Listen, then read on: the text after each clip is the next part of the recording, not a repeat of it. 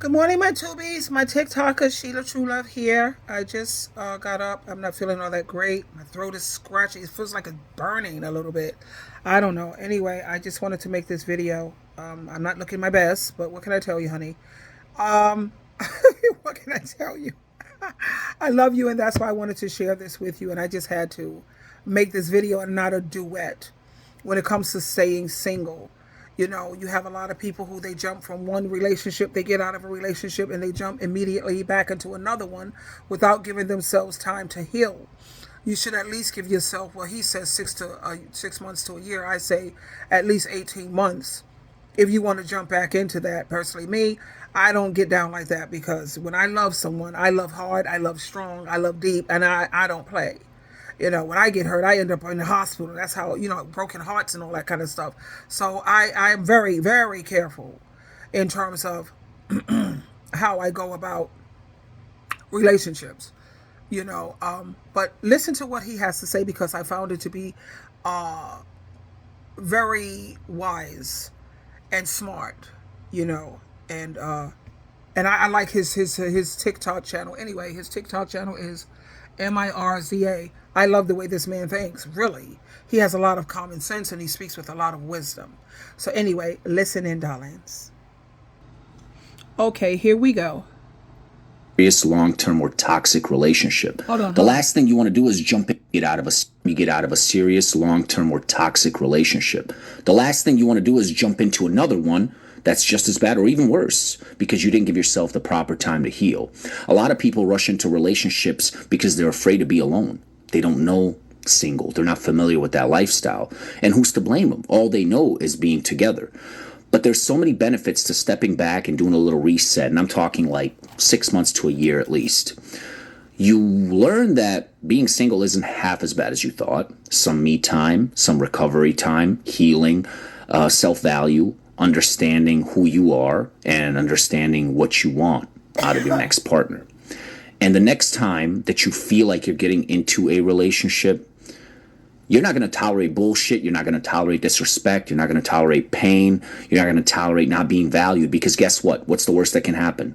You go back to being single and heal again and again and again and again until the right one comes. But you're not going to be afraid to be alone, because you've learned that being alone isn't half as bad and it benefits you so much more. Pump the brakes the next time you get out of a relationship. Don't feel the need to rush. Don't be afraid to be alone. When you're alone, you do some of your most powerful growth. Stay single, ladies and gentlemen, the next time you get out of a serious, long-term, or toxic relationship. Now, you notice what he said. The next time you get out of a toxic relationship, it's always best to stay single, opposed to just jumping into another relationship immediately, like so many people tend to do. And that's because they are afraid of being alone. And I don't understand that concept, because what happened to friends and family? And I understand that part is hard, because, like, I have friends who I've had since I was 16. Unfortunately, they live 3-4 hours away. One lives in Florida and one lives in Jersey. The other one lives all the way in the Bronx, the boogie down, where I'm from, pretty much, and Manhattan. And it's hard. So what I tend to do, and I don't want people to think that SheilaTruelove, she's not human. I'm a human being just like everyone else, and I have feelings too. And there are times when I feel lonely, really lonely. And I think about it, there's times when I have felt lonely and I tend to overdrink. I noticed that's when I used to overdrink a lot. I had to come to terms with that. Even join moderation management, that they have a nice group called moderation management that helps you learn, understand certain things. And, I was referred to that by, I put myself in therapy.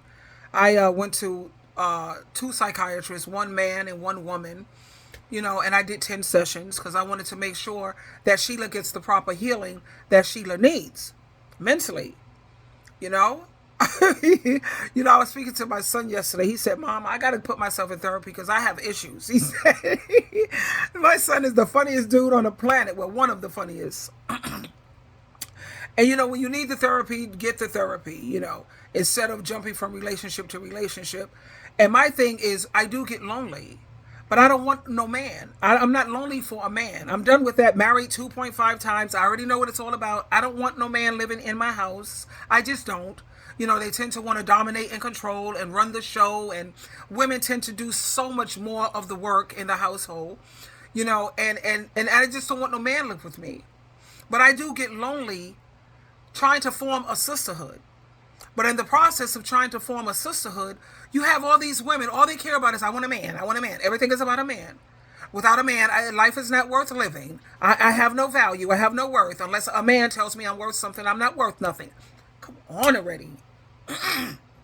Miss me with that nonsense. But like I said, I am a human being just like everyone else. And I do get lonely from time to time. It's not that often because I'm basically very busy. And when I get lonely, I go to meetups and I meet people and they seem nice in the beginning. And like I meet them other places, we say, okay, let's meet at so-and-so, and we go out and we hang. I met people who I thought was super cool. Then I find out later they're into witchcraft and Santa Marias and everybody smoking dope. You know, marijuana, weed, what Dr. Phil calls it dope, and the people where I live around here, they call it dope.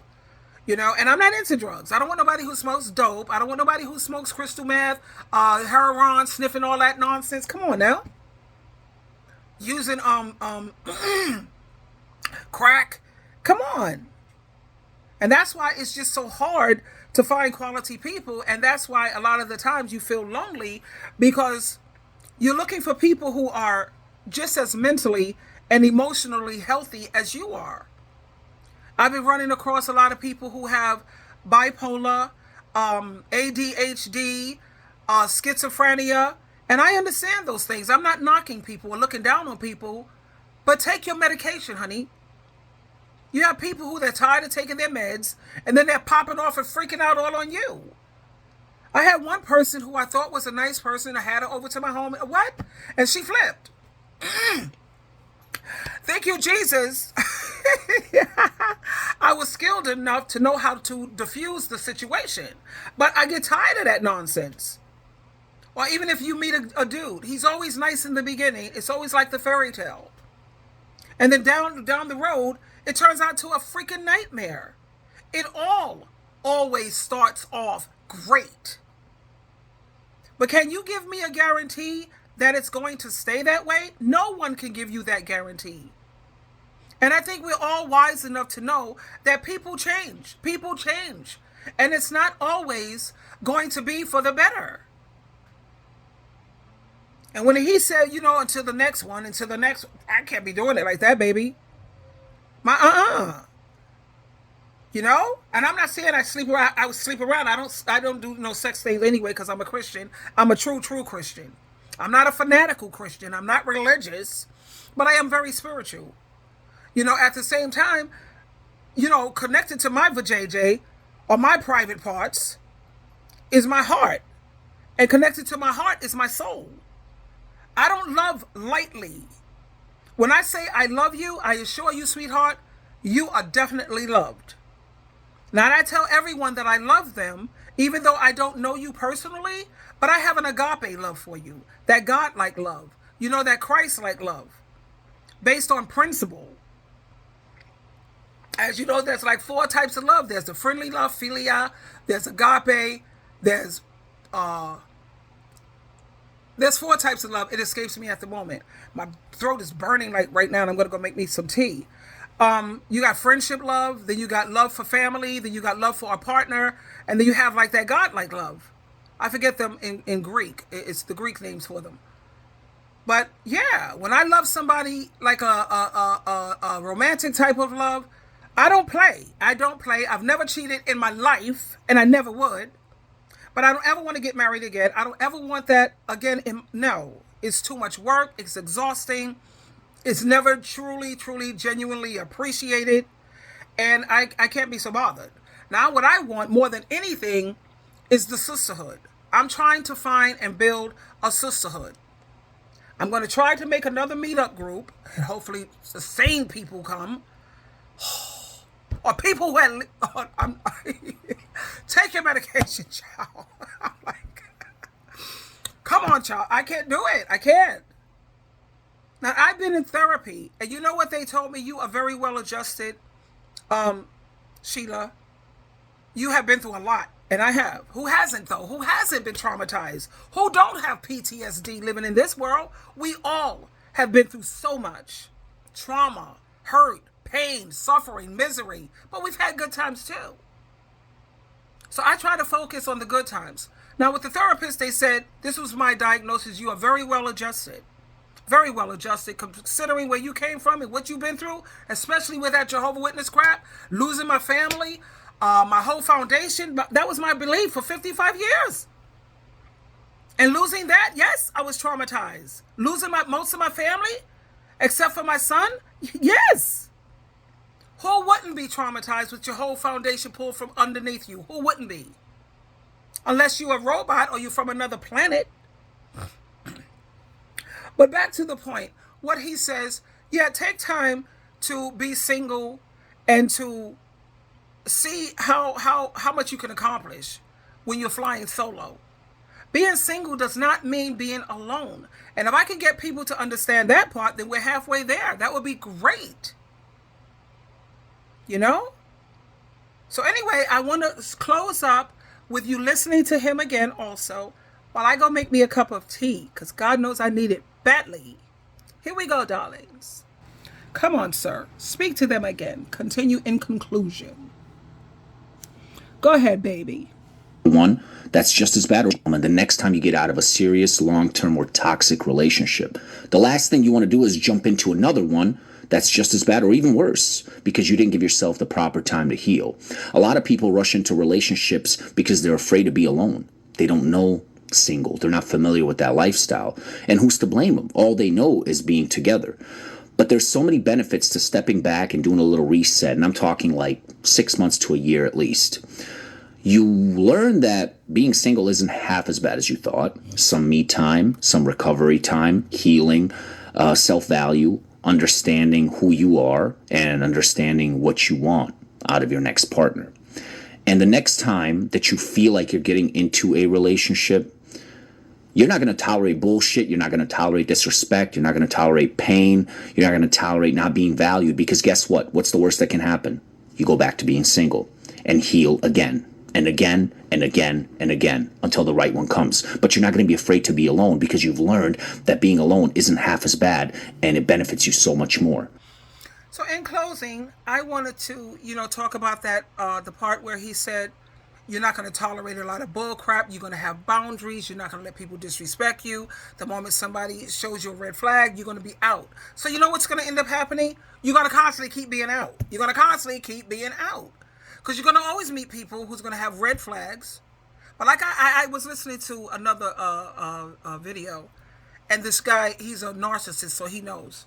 So he says, if you want to find out if a person is a narcissist right out the back, right up front, tell them no. They ask you to do something, say no. They ask you for a favor or to help them with something, say no. Why? Because it's not convenient for me, or because I don't feel like it. I really don't feel like it, or because I would feel that's too stressful for me right now. I don't want to do it. That's why I'm saying no to you. See how they react. Does the mask crumble, finally come off? Do they try to, do tit for tat? What have you? But that's the thing. Like he said, the point he brought out, you're going to have boundaries.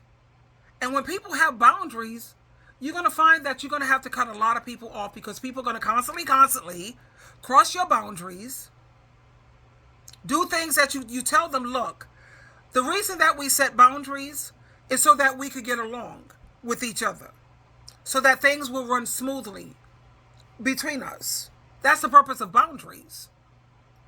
You know what I don't like. It's gonna freak up this relationship. It's gonna kill it. I know what you don't like and what you don't appreciate. And make sure you're dealing with somebody who's mentally healthy, because you have some people, everything is a goddamn boundary. You're not allowed to disagree with them. That's a boundary. You disagree, you cross my boundaries. You got to feel the way they feel. You don't. You cross my boundaries. You got people who are not, I don't want to be rude. And I'm trying to learn how to sugarcoat Oh God, that's just so hard for me because I'm a straight shooter. I think that, anytime you sugarcoat things, it's the difference between sugarcoating and being tactful. I know the difference. And you got to understand, people who don't have an honest heart, they don't want to hear the truth. That's why when I deal with people who they say their love language is words of affirmation, the first thought that comes to my mind, okay, this is a person who wants you to blow smoke up their behind all the time. They never want to hear what they need. They want you to tell them what they want to hear, never what they need to hear. So when they say their love language is words of affirmation, I automatically know that this is a person who needs constant validation. We all need validation. I need my validation from Jehovah God and Jesus Christ. When I know that they are in agreement and they approve of me, I'm good. I don't care about imperfect people's validating me. I don't care. This month they love you. They think you're the greatest thing since the will or the slice of bread. Next month they can't stand you. They're too fickle, too wishy-washy. I don't care. If you're not paying my bills or you're not putting money in my Cash App or my bank account, I really don't care. I care about what Jehovah thinks of me and what Jesus Christ thinks. And when they give me the stamp of approval, baby, I know I got it going on. And the reason why I don't like to sugarcoat things is because John chapter 8, verse 44. Let me read that to you. Now, John chapter 8, verse 44, it says, "Your father is the devil. You belong to him. You want to do what he wants." He was a murderer from the beginning. He was always what? Against the truth. There is no truth in him. He is like the lies he tells. Yes, the devil is a liar. He is the father of lies. That's John chapter 8, verse 44. Now, we know that we have to use discernment and discretion and all the above, but to me, sugarcoating things is like a liar. And your father is not Jehovah God, and your Savior is not Jesus. Your father is Satan the devil. He was a murderer. I think about that with Jehovah's Witnesses and how many lives they've murdered with their blood transfusion. No organ transplants, no blood transfusions. You can't even have a fraction of this, and then all of a sudden they changed up. They murdered so many people, but that's a different video. Yeah, like Satan the devil, he was a murderer. And that's what Jehovah's Witnesses have done. They've murdered so many, thousands upon thousands, and don't even apologize. But like I said, that's another video. I'm going off. But that's when I read that scripture, that put me in the mind of that.